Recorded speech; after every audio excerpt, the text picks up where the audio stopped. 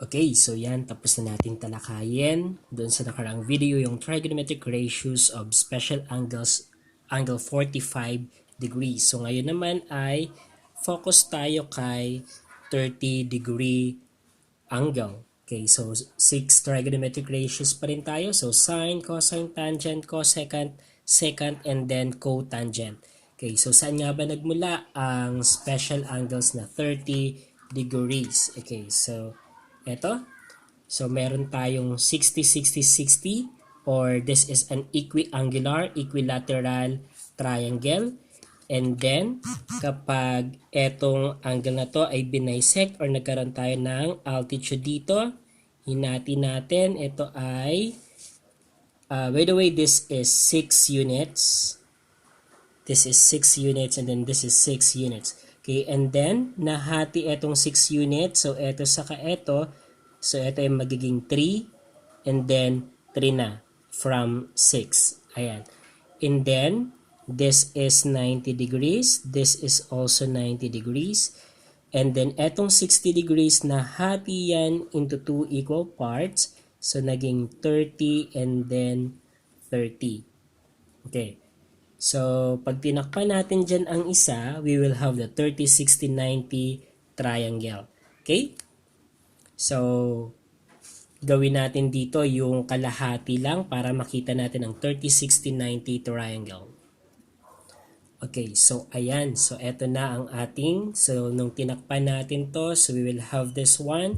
So, kinapi ko dito. So, this is a 30, 60, 90 triangle. So, 30, 60, 90 triangle. So, this is a special triangle. So, ngayon ay, ang problem natin, ano ba ang haba nitong height ng 30, 60, 90 triangle? So, yun ay nakabatay dito sa shorter leg ng 30, 60, 90 triangle. So, kung ang shorter leg natin ay 3, so we will just multiply that one by square root of 3.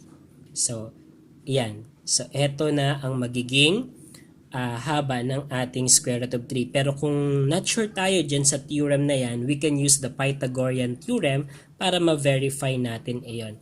So, kung titignan natin, galing siya dito, no? So, kung 6 eto, kalahati nito ay 3. Then, si shorter leg, para makuha natin si longer leg, minultiply lang natin yung shorter leg by square root of 3. So, yan ay using the theorem regarding the 30, 60, 90 triangle. Okay? So, i-verify natin using the Pythagorean Theorem. So, kung Pythagorean Theorem tayo, ito ang nawawala. So, ito ang hypotenuse natin. So, c squared is equal to a squared plus b squared. So, ang c squared, ang c natin ay given, that is the hypotenuse, the longest side, we have 6. So, 6 is squared. And then, let's say, ang a natin ay yung 3. So, 3 squared. And we don't know the b. Hindi pa natin alam itong 3 square root of 3. Yan ang i-ano natin. So, dapat ganito ang makuha natin mamaya. Okay? So, 6 squared. 6 times 6, 36 is equal to 3 times 3, 9 plus b squared. Transpose. So, 36 minus 9 is equal to b squared. And then, what is the difference of 36 and 9? So, we have 27. And then, we will get the square root. So, b is equal to, so we will extract the 27. Maghahanap tayo ng factors ng 27 na perfect square. So, kung titignan natin, 27 is 9 times 3. Diba? And then, by property, so we will get, or we will extract the factors of the 27. So, square root of 9 and then square root of 3. So, principal square root of 9 ay 3. And then, we have here 3. So, 3 square root of 3. 3 square root of 3. So, yan. So, ito yung natalakay na natin dun sa mga naunang video lesson natin. Third quarter. Kaya, medyo marirecall natin yan. So, we have 3 square root of 3. It is always, so nakadepende ang longer leg sa haba ni shorter leg ng 30, 60, 90 triangle.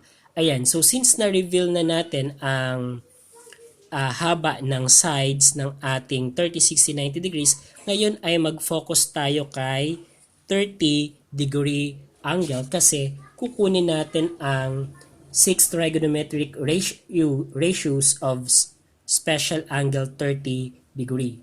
Okay? So, kung ito ang ating reference point, yung 30 degree angle ng 30, 60, 90, kailangan nating ma-identify ang parts ng triangle na to. So, etong katapat ng 30 degree angle na 3 units, this is our opposite. Ito namang katabi ng 30 degree angle, katabi na hindi hypotenuse, ito naman ang ating adjacent side. At etong 6 ay hindi tayo makakonfuse dyan because that is the longest side of the 30, 60, 90. This is our hypotenuse. Okay, so since na-identify na natin yan, so pwede na nating kunin ang 6 trigonometric ratios ng ating special angle 30 degrees. Okay, unahin natin ang sine. So we have the sine 30 degrees.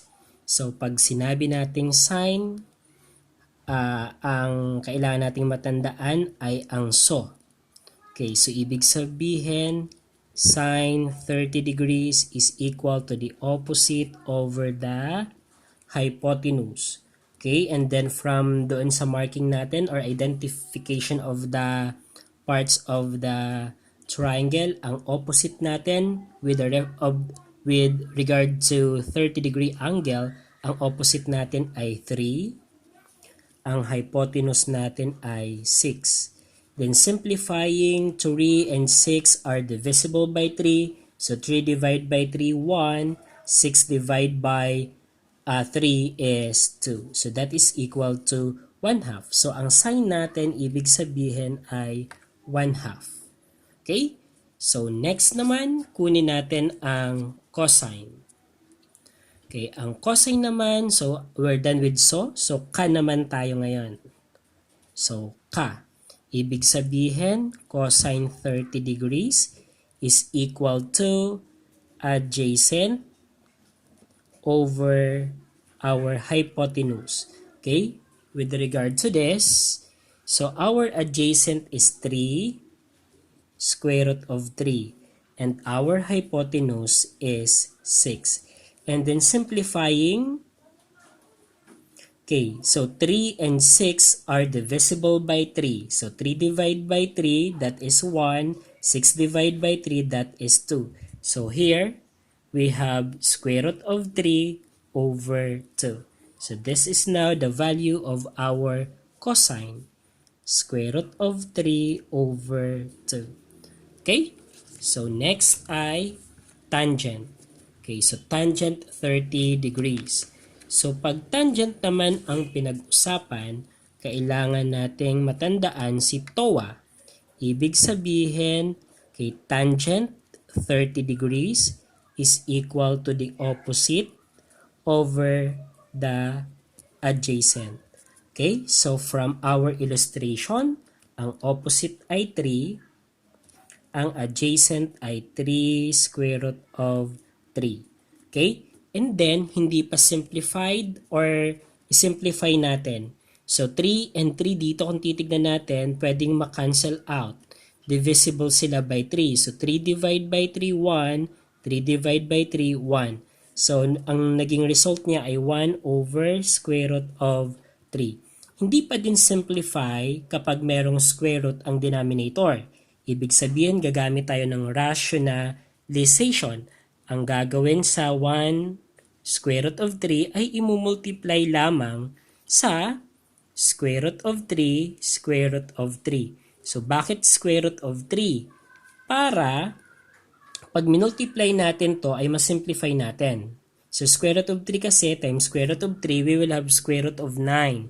9 is a perfect square number, kaya masisimplify natin to. Then 1 square root of 3 is equal to square root of 3. And then eto, hindi pa tapos, simplify natin. So kita pa naman. Okay. So, ang square root of 3, okay na siya. Hindi na siya mas-simplify. Pero ang square root of 9, get the principal root of square root of 9. That is positive 3. So, ito ang value naman ng ating tangent. So, ilagay na natin dito. So, tangent is square root of 3 over 3. Ayan. Okay, so next naman ay kukunin na natin ang reciprocal nung tatlong naunang trigonometric ratios. So, the first one ay ang cosecant. So, paano ba natin makukuha ang cosecant na to? Okay, kung meron tayong 1/2, ang reciprocal niya ay 2 over 1 or just 2. Okay, so cosecant of 30 degrees is equal to 2. Okay, ang cosine naman, ang reciprocal niya ay ang secant. So, ibig sabihin, kung meron tayo sa cosine na square root of 3 over 2, sa secant, 30 degrees, meron tayong 2 over square root of 3. Kaso, isi-simplify natin kasi hindi pwedeng may square root of 3 ang denominator. So, ang gagawin, imumultiply siya by square root of 3 times over square root of 3. Then multiply, we have 2 square root of 3 over square root of 3 times square root of 3 is square root of 9. Simplifying that is equal to positive 3. We will get the principal root of that.